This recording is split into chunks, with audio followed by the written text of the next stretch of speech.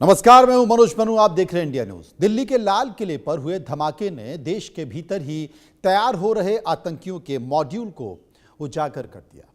अब तक आतंकवादी सीमा पार से आते थे, लेकिन अब आतंकियों को भारत में ही तैयार किया जा रहा है। बेशक इस मॉड्यूल की पूरी कमान पाकिस्तान में बैठे आतंक के आकाओं के हाथ में ही है, लेकिन भारत में जिहाद के नाम पर देश से गद्दारी करने वालों की तादाद बढ़ती जा रही है। अब खतरा सीमा पार बैठे आतंकियों से नहीं, बल्कि देश के भीतर ही बैठे मसूद अजहर और हाफिज सईद जैसों से है। न जाने कितने हाफिज सईद और मसूद अजहर दिन ब दिन देश में तैयार किए जा रहे हैं। उनका ब्रेन वॉश कर उन्हें आतंक के कारोबार में धकेला जा रहा है। अब यह भी भरोसा नहीं है कि आपके पड़ोस में रहने वाला भी कोई आतंकवादी हो सकता है और आपको उसकी भनक तक ना हो, क्योंकि जिस आतंक का बीज पाकिस्तान ने बोया, आज उसकी फसल भारत में लहरा रही है। जिस आतंक को सरकार जड़ से खत्म करना चाहती है, वही आतंक आज देश के अलग अलग हिस्सों में पैर पसार रहा है। ना सिर्फ मेट्रो सिटीज, बल्कि छोटे छोटे शहर और गांव कस्बों तक आतंकियों की जमात बढ़ती जा रही है। रिपोर्ट देखिए।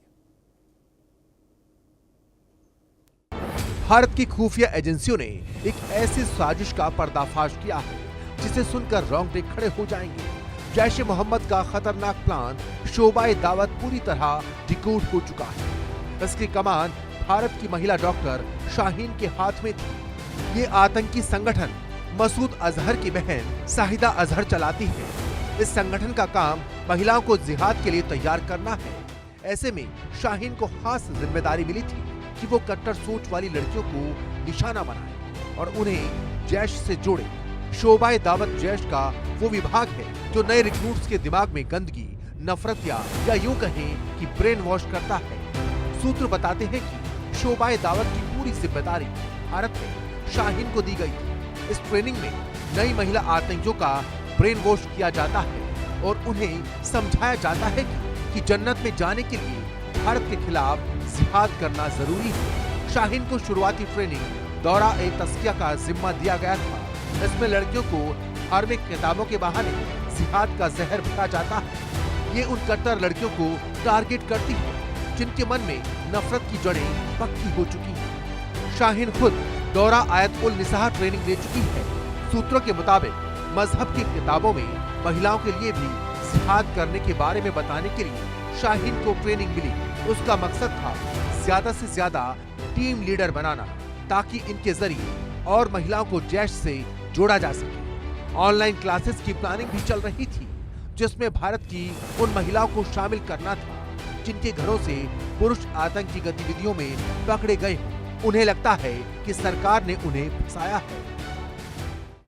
इसमें जो महिला हैं डॉक्टर शाहीन, उनका कनेक्शन यहाँ से निकलने के बाद यहाँ पर हम लोग इंस्ट्रक्शंस मिले हैं कि जरा पता लगाया जाए कि जिस पीरियड में यहाँ रही, क्या एक्टिविटीज रही, क्या संदिग्ध लोगों से वो मिलती थी। तो इसी सब के अंतर्गत आज सभी अधिकारियों को इंस्ट्रक्शन सीपी सर के द्वारा दिए गए। कई संदिग्ध लोग उठाए भी गए, पूछताछ चल रही है। जो क्लियर हैं उनको छोड़ दिया जाएगा, बाकी लोग से इंटेंस पूछताछ की जाएगी। जी, जैसा कि आप लोगों को मालूम होगा कि कानपुर बहुत ही सेंसिटिव जगह है और यहाँ पर इस तरह के सपोर्टर्स प्रत्यक्ष एवं अपरोक्ष रूप से पाए जाते हैं। तो हम लोग ने सारी एजेंसीज पूरी इंडिया वाइड अलर्ट हैं। यहाँ की भी जो एजेंसीज हैं वो हमें कुछ प्रदान कर रही हैं। अभी हम लोग जनरल ये पता लगाने का प्रयास कर रहे हैं कि कौन लोग हैं जो ओवरग्राउंड सपोर्ट देते हैं या पीछे सपोर्ट देते हैं। इसी के क्रम में ये सब लोगों को पूछताछ के लिए बुलाया गया है। गिरफ्तारी अभी किसी की नहीं। शाहीन का असली मकसद था महिला सुसाइड बॉम्बर तैयार करना। वो आर्थिक रूप से कमजोर, गुस्से में भरी लड़कियों को टारगेट करती थी, खासकर उन घरों की महिलाओं को जहां पुरुष आतंकी गतिविधियों में पकड़े गए हैं। डॉक्टर शाहीन के पति नेत्र रोग विशेषज्ञ डॉक्टर जफर हयात ने बताया कि तलाक के बाद डॉक्टर शाहीन से कोई संबंध नहीं रहा। 2 बच्चे थे जिनको वो पाल पोस रहे हैं और वो भी अब बड़े हो चुके हैं। डॉक्टर शाहीन हमेशा से नॉर्मल रहती थी, लेकिन उनके एम्बिशंस बहुत बड़े थे। तो इस वक्त हमारे साथ मौजूद हैं जेएस कमांडर के आर्मी शाहीन के एक्स हस्बैंड डॉक्टर जफर हयात, जो कि केपीएम हॉस्पिटल में कार्यरत है। आइए उनसे बात करते हैं। हालांकि उनकी जो है तलाक हो चुकी है, उसके बावजूद भी आखिर 10 साल उनकी शादी चली है। तो इस बीच क्या हुआ? डॉक्टर साहब, सबसे पहले हमें ये बताएं कि किस ईयर में आपकी शादी हुई? 2003 अच्छा, तो शादी आपकी अरेंज मैरिज थी या लव मैरिज?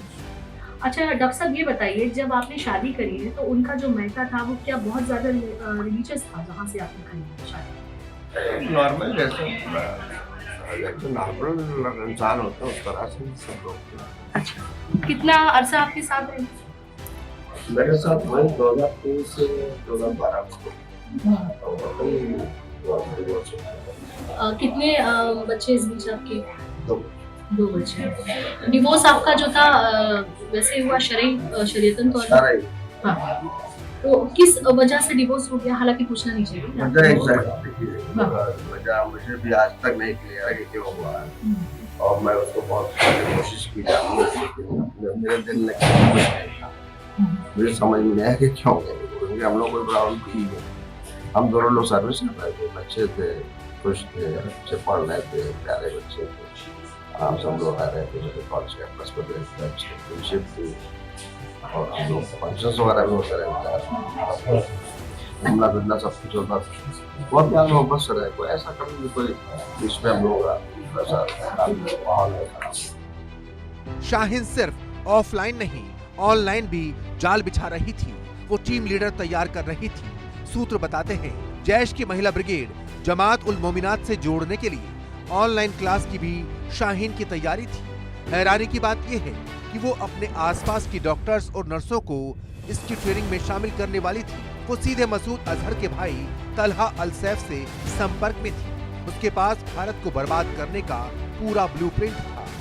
कश्मीर से लेकर शहरों तक पढ़ी लिखी प्रोफेशनल महिलाओं को हथियार बनाना, डॉक्टर बनकर अस्पतालों में घुसना, नर्स बनकर इलाज के बहाने नुकसान पहुंचाना, ये सब उसके प्लान में शामिल था। लेकिन भारतीय एजेंसियों की सतर्कता ने साजिश को समय रहते पकड़ लिया और इस आतंकी साजिश को नाकाम कर दिया। मेरी मौजूदगी शाहीन के घर पर है, जहां पर कल से यूपी एटीएस और जम्मू कश्मीर पुलिस पूछताछ करके गई। लगभग 1 घंटे ये पूछताछ हुई। उसके बाद शाहीन के बड़े भाई की तरफ से, उनके पिताजी की तरफ से भी बयान कई सामने आए कि आखिर शाहीन की मौजूदगी शादी के बाद यहाँ पर नहीं थी, और इनको खुद मीडिया के माध्यम से ही पता चला कि आखिर शाहीन इतनी बड़ी ब्लास्ट में कहीं ना कहीं उसकी मौजूदगी रही, फरीदाबाद में उसकी जो गिरफ्तारी हुई। लेकिन शाहीन और परवेज को लेकर अब जो अटकलें लगाई जा रही थी, लगातार ये बातें कही जा रही थी कि फरीदाबाद में जो आरडीएक्स पकड़ा गया, इसके साथ साथ दिल्ली में जो ब्लास्ट हुआ, उसमें इन दोनों का पूरी तरीके से हाथ था। क्योंकि पाकिस्तानी कनेक्शन होने के साथ साथ शाहीन के बारे में साफ तरीके से ये बताया जा रहा था कि ये कहीं ना कहीं उस कनेक्शन में काफ़ी साल पहले आ चुकी थी, और वाइट कॉलर टेररिज्म की बात जो सामने रखी जा रही थी उसमें सबसे बड़ा हाथ इसका था। ये पूरी तरीके से एक नए गिरोह को तैयार कर रही थी, जिसमें वाइट कॉलर टेररिज्म देखने को मिल रहा था। और जिस तरीके से गिरफ्तारी हुई, गिरफ्तारी के बाद अब शाहीन और परवेज से पूरी तरीके से पूछताछ हो रही है, और पूछताछ में देखा जा रहा है कि आखिर किस तरीके की प्लानिंग थी, किस तरीके से ये जो पूरा किस्सा था, ये जो पूरी प्लानिंग तैयार की जा रही थी, जिसको कहीं ना कहीं ये भी कहा जा रहा है कि इस प्लानिंग में जो तैयारी थी वो अफरा तफरी में इस तरीके से दिल्ली ब्लास्ट में देखने को मिली। लेकिन अभी यूपी एटीएस की जो जांच पड़ताल है वो एक मोड़ ले रही है, जिसमें परिवार की तरफ से जो फ़ोन थे वो उसकी जांच पड़ताल की गई। परवेज के घर से मिले हुए जितने भी दस्तावेज हैं उसकी जांच पड़ताल कर रही है। जम्मू कश्मीर पुलिस भी पूरी तरीके से लगी है कि आखिर किस तरीके से इस पूरे मामले पर जांच पड़ताल हो सके और कैसे ये पूरा जो मामला है वो सामने सही से निकल सके। कैमरामैन गौरव के साथ में वर्षा शाही, इंडिया न्यूज़। अब आपको उन 10 चेहरों से रूबरू कराते हैं जिन्हें पिछले 1 महीने में सुरक्षा एजेंसियों ने अलग अलग ठिकानों से पकड़ा है। ये वो आतंकी चेहरे जो दिखने में तो बिल्कुल मासूम थे, लेकिन इनके इरादे बेहद खौफनाक थे। इनमें से ज़्यादातर डॉक्टर्स के पेशे से जुड़े हैं, कुछ मौलाना थे तो कुछ मेडिकल स्टाफ। उनका एक ही मकसद था, भारत की धरती को दहलाना किस तरीके से, रिपोर्ट देखिए।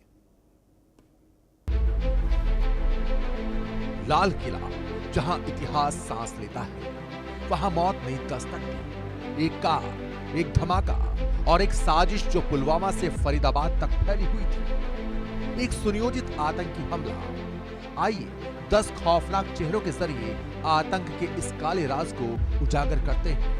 हर खुलासा एक विस्फोटक बम से कम नहीं है।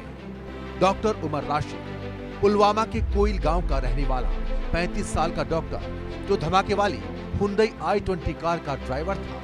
पुलिस की छापेमारी और 2900 किलो विस्फोटक मिलने के बाद छापेमारियों की खबर से घबराकर समय से पहले ही बम धमाका कर दिया। उसके शरीर के टुकड़े धमाके में बिखर गए। मरीजों से बदतमीजी के लिए अनंतनाग मेडिकल कॉलेज से निकाला गया था। परिवार उमर को आतंकी मानने से इनकार कर रहा है, लेकिन फोन डेटा झूठ नहीं बोलता। डॉक्टर मुजम्मिल शकील, अल फलाह यूनिवर्सिटी का मेडिकल स्टूडेंट, जिसके फ्लैट से 2900 किलो विस्फोटक और AK-47 बरामद हुए, 2 साल से अमोनियम नाइट्रेट जमा कर रहा था। सूत्रों के मुताबिक पूछताछ में कबूल कर चुका है कि गणतंत्र दिवस पर लाल किले के बाहर बड़े हमले का प्लान था। सफेद कोट के नीचे छिपा काला जिहाद का चेहरा। डॉक्टर आदिल राधर, पुलवामा का दूसरा डॉक्टर, 5 नवंबर को यूपी ATS ने सहारनपुर से पकड़ा। धमाके के लिए दिल्ली के बाजारों की रेकी कर चुका था। सूत्रों के मुताबिक जैश और ISIS के संयुक्त मॉड्यूल का लिंक था। उसके फोन से दिवाली ब्लास्ट प्लान मिला, जो ये अंजाम नहीं दे पाया। कई जिंदगियां बच गई, लेकिन दिल्ली दहल गई। डॉक्टर शाहीन शाहिद, जैश की महिला ब्रिगेड की कमांडर, जिसे लखनऊ से गिरफ्तार किया गया। मसूद अजहर की बहन सादिया से संपर्क में थी। पिछले 2 साल से विस्फोटक सप्लाई चेन चला रही थी। उसका भाई परवेज सईद धमाके के बाद से जम्मू कश्मीर में आतंकी संगठन जैश-ए-मोहम्मद के समर्थन में डॉक्टर आदिल ने पोस्टर लगाया। आरोपी डॉक्टर यूपी के सहारनपुर से पकड़ा गया और उससे एक पोस्टर ने डॉक्टर के आतंकी मॉड्यूल का खुलासा कर दिया। 1 महीने में 7 ठिकानों से आतंकी पकड़े गए हैं जो डॉक्टर्स के पेशे से जुड़े हुए। रिपोर्ट। पाकिस्तान भारत में अशांति फैलाने की कोशिश 1947 से कर रहा है। जब से भारत और पाकिस्तान अलग हुए, उसके लिए पाकिस्तान ने 4 जंगें तक लड़ डाली और उसमें उसको शिकस्त हासिल हुई।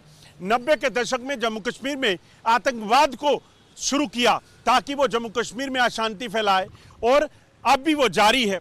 अब जब जम्मू कश्मीर में अशांति फैलाने के तमाम तरीके नाकाम हुए, तमाम आतंकी कमांडर सुरक्षा बलों ने मार दिए, युवाओं को आतंकी गतिविधियों में शामिल करने की जो तरकीब थी, पैसा इस्तेमाल करके करता था, वो नहीं चला। अब एक बार फिर से पाकिस्तान यहाँ पर रेडिकलाइजेशन के जरिए जिहाद और मजहब के नाम पर एक बार फिर आतंकी गतिविधियों को तेज करने की कोशिश कर रहा है।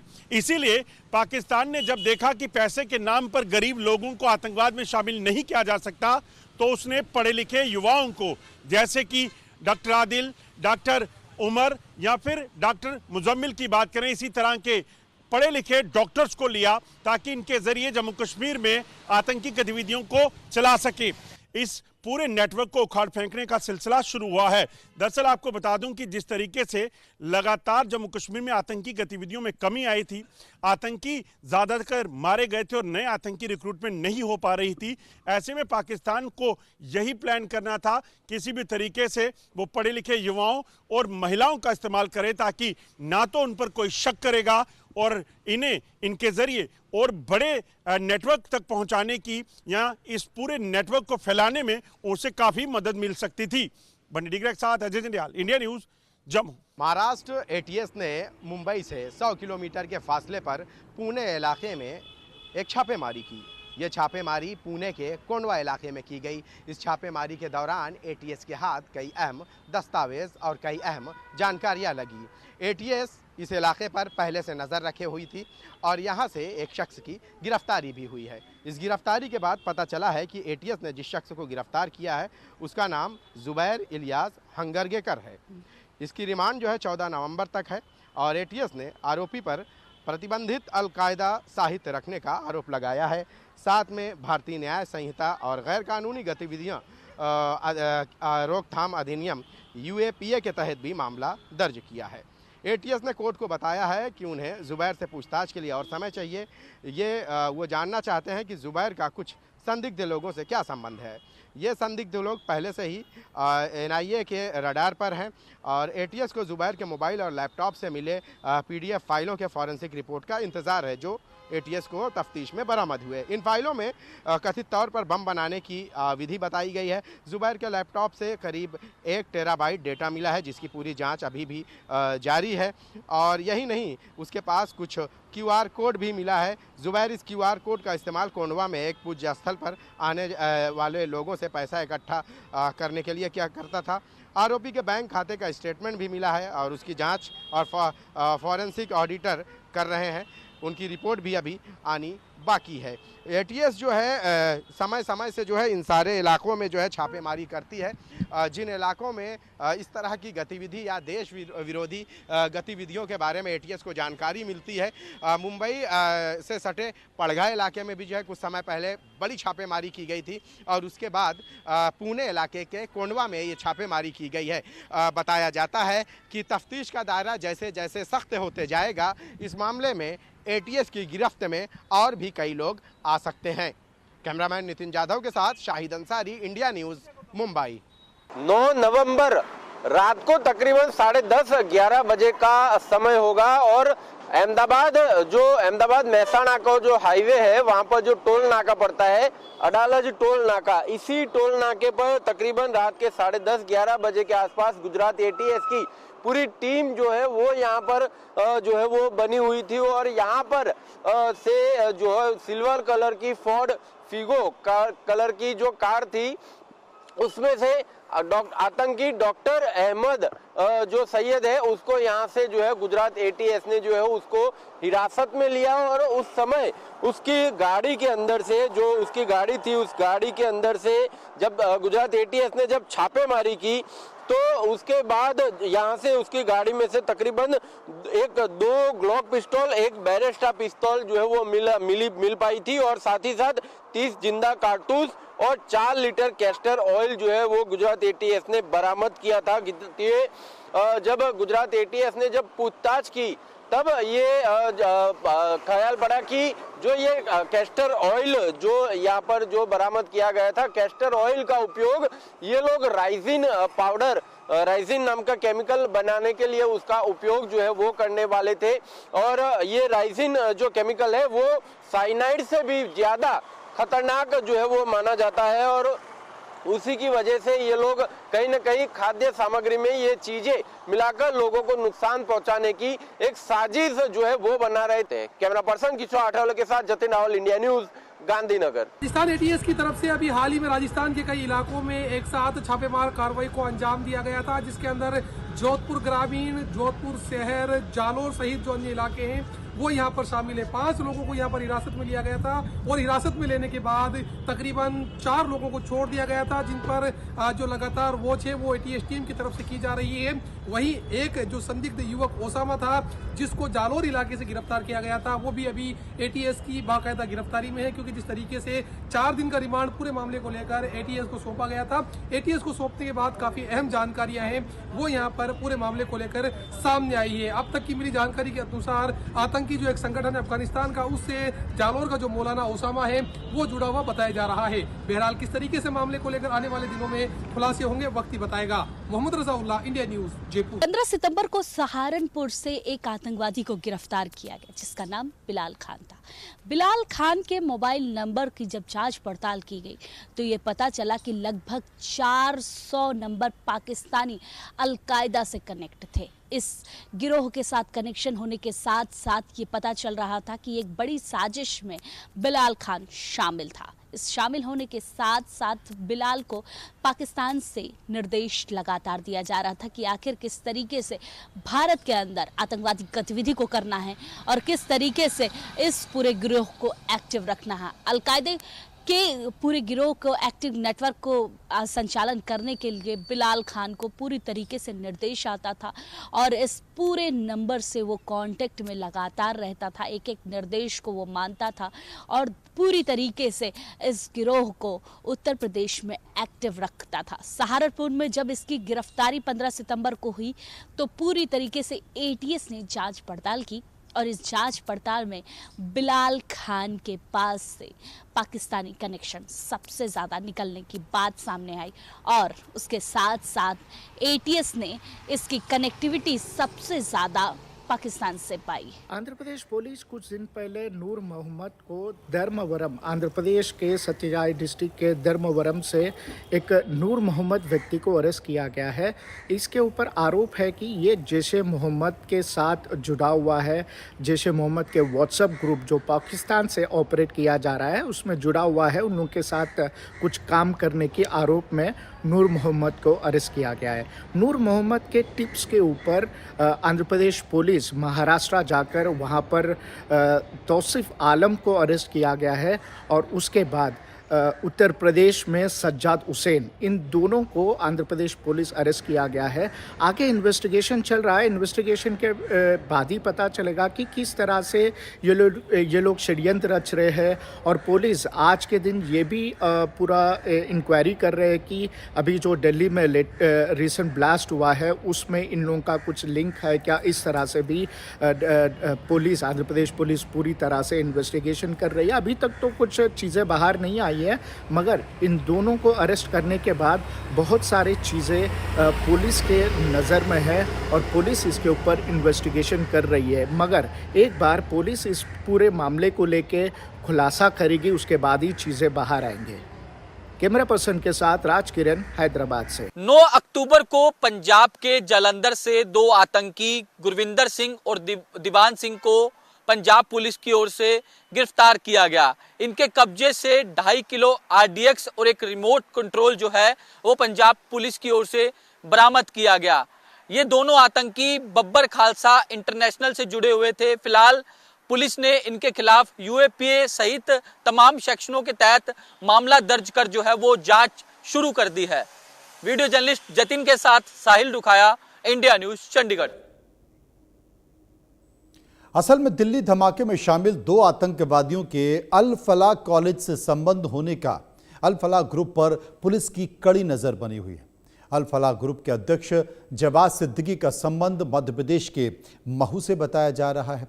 जानकारी के मुताबिक जवाद सिद्दीकी ने 1995 में महू में एक चिटफंड कंपनी शुरू की। उस कंपनी में करीब 100 करोड़ रुपए का घोटाला किया। सिद्दीकी का परिवार उसके बाद दिल्ली फरार होकर आ गया। उसी चिटफंड के पैसे से कॉलेज और कारोबार खड़ा किया गया। महू में जवाद सिद्दीकी के पड़ोसियों से बातचीत की हमारे सहयोगी अत्याभीक्षक ने। दिल्ली में देश को दहलाने की कोशिश, और वो कोशिश की गई थी धमाके के साथ। वो धमाका हुआ दिल्ली में, लेकिन पूरा तंत्र हिल गया।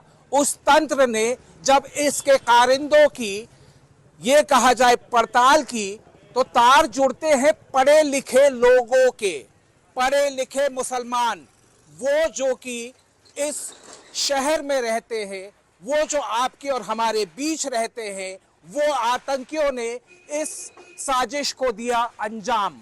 लेकिन इस साजिश की जब परतें खुलती हैं तो कहानी साफ होती है। वो कहानी इस तरह साफ होती है कि देश में आतंक फैलाने का एक बार फिर मंसूबा पाल रहे हैं ये आतंकी। इनके तार लगातार हर जगह से जुड़ते हुए नजर आते हैं। कश्मीर से लेकर अब वो तार मध्य प्रदेश के सबसे सेंसिटिव और आर्मी के एक हेडक्वार्टर महू तक जुड़ जाते हैं। वो कैसे जुड़ते हैं उसके पहले एक तस्वीर दिखाता हूं। ये वो घर है, ये वो मकान है जिसके तार इस हमले के साथ कहीं ना कहीं जुड़े हुए बताए जा रहे हैं। एक नाम आता है अल फलाह यूनिवर्सिटी। ये अल फलाह यूनिवर्सिटी है क्या? इसकी शुरुआत कहां से हुई थी? इसकी शुरुआत हुई थी इसी शहर से। इसकी शुरुआत की ये कहा जाए कहानी और ताबीर लिखी गई थी इसी महू शहर से। महू शहर में एक चिटफंड कंपनी बनाई जाती है। यहाँ से काम करने वाले लोगों को बड़ा मुनाफा देने का लालच दिया जाता है, पैसा इकट्ठा किया जाता है। यहाँ पर कई रिटायर्ड ऑफिसर्स का पैसा इकट्ठा किया जाता है। ये खेल चलता है कई दिनों तक, कई सालों तक। पुलिस को जब इसकी भनक लगती है तो इस पूरे मामले का, इस चिट फंड का पर्दाफाश होता है। तो फिलहाल रुकेंगे यहां पर कुछ पलों के लिए, वापस आएंगे तो बात करेंगे बिहार विधानसभा चुनाव की कुछ तस्वीरों की। ब्रेक जाकर